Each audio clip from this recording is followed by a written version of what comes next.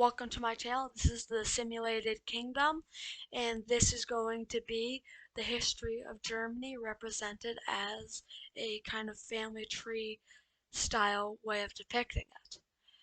It goes all the way from the Germanic tribes all the way down to modern day Germany.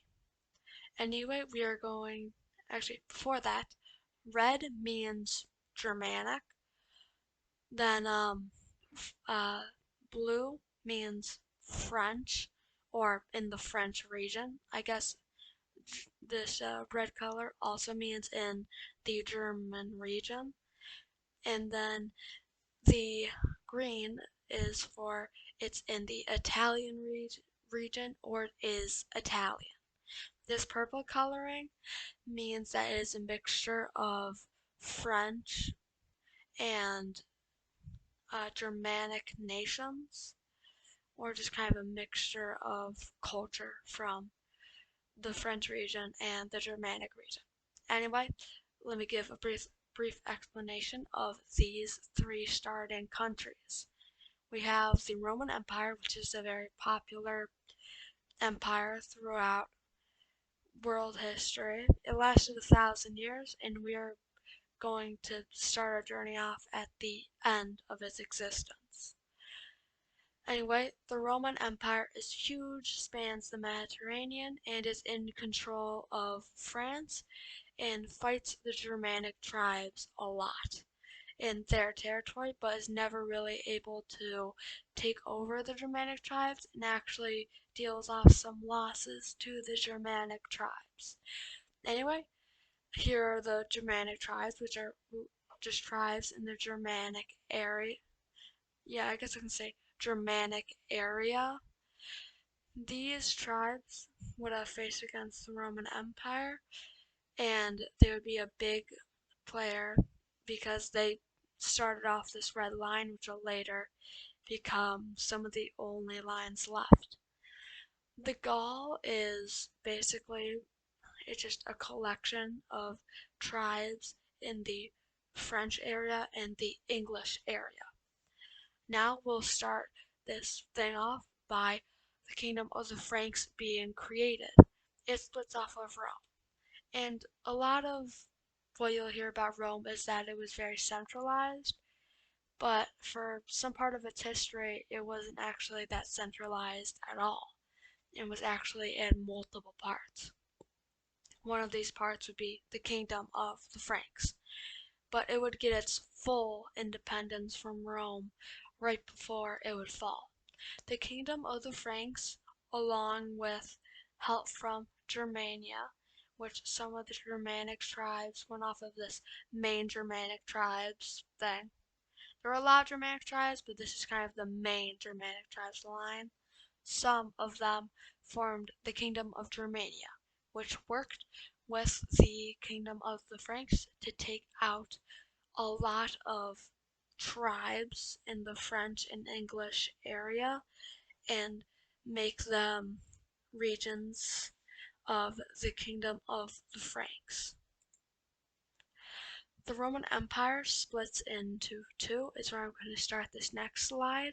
It splits into the Eastern Roman Empire, which will later become the Byzantine Empire, and the Western Roman Empire. The Eastern Roman Empire is way more successful than the Western Roman Empire. And over here, the Germanic tribes are fully, I won't say fully, but a lot of them, most of them, are integrated into Germania. Yet some of them still go on to later be assimilated into other empires, but for simplicity's sake, I'm going to just make this line go straight into Germania.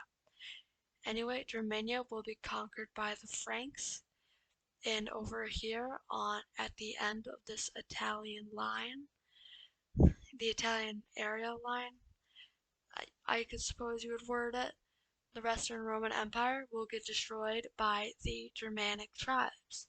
Even though a lot of them are now in Germania, there are still a lot of kind of nomadic parts of Germania that are tribes, and some straggler Germanic tribes that haven't fully gotten integrated into Germania yet. Germania will also be conquered by the kingdom of the Franks, and on this slide, the kingdom of the Franks splits into three parts. It splits into the kingdom of the Western Franks, the kingdom of the Middle Franks, and the kingdom of the East Franks. The East Franks will later become the HRB. The kingdom of the Middle Franks will later turn into Lagathoria, I think that's how you say it, and the kingdom of the Western Franks will become the French Empire. Now, the kingdom, you could say, of Lagathoria would be split between the HRE and the French Empire. Actually, there are a lot of lines that go off of our main route, like there's this French one right here.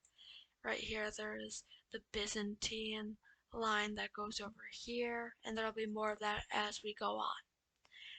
Anyway, we do not really care about the French Empire anymore, as we are going on to the next slide, where the HRB has split apart.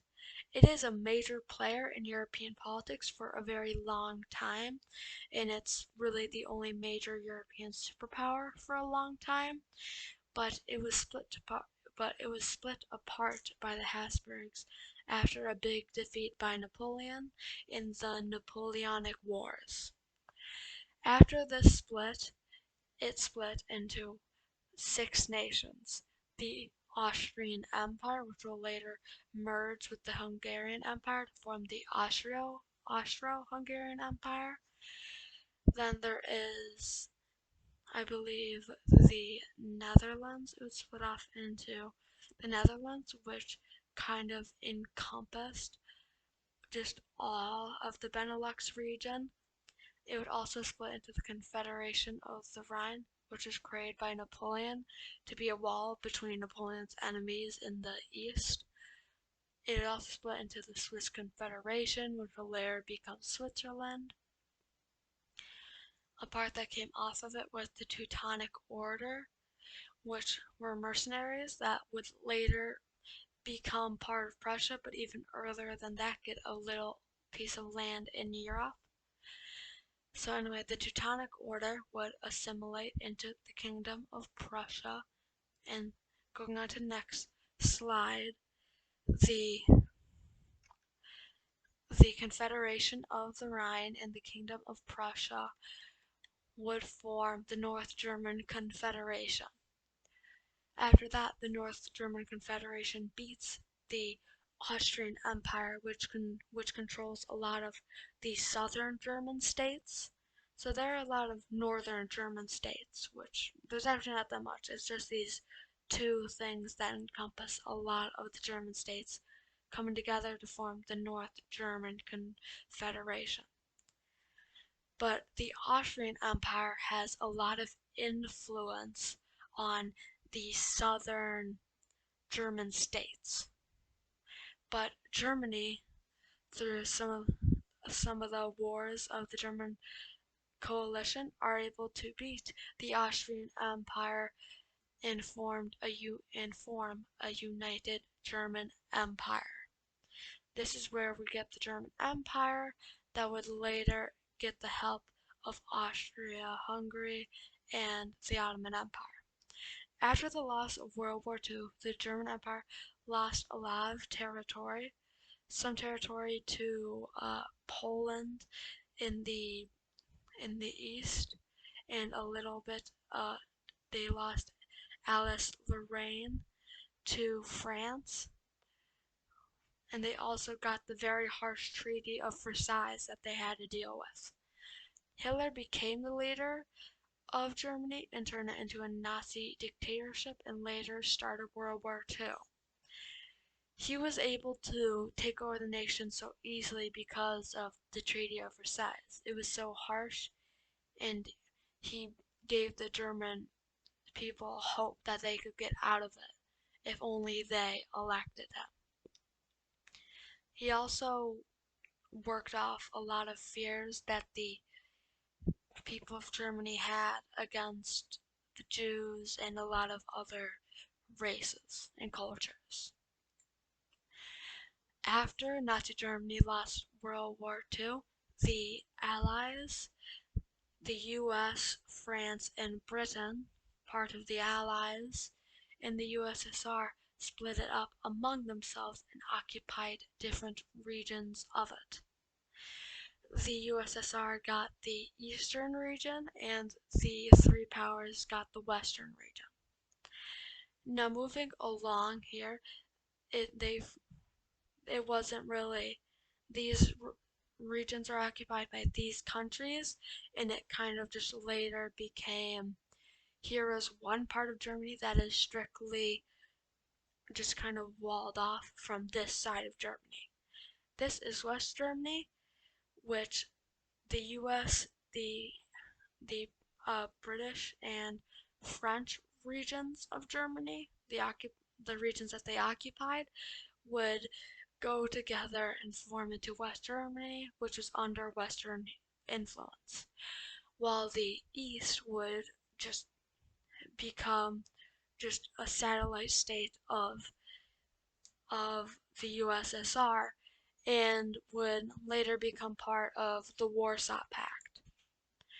And after the Cold War, the Berlin Wall fell and Germany was united. And it is still united till this very day. That is a brief overview of the history of Germany. This should act like a place for you to kind of dive in to the history of Germany, as this is not a very good thing of Germany. Not a very good summarization of history. I could have made this video an hour long, but I just want this to be in simplest terms what countries are just kind of, they have a lot to do with Germany and are kind of associated with Germany. I also did this video to give you a brief overview of the history of Germany. Anyway, this is the end. I hope you enjoyed this video, and leave comments on whether you like this style or not. I don't know if comments will be enabled on this video. I hope I find out how to do it. I still haven't yet. So anyway, have a good day, have a good night, and goodbye.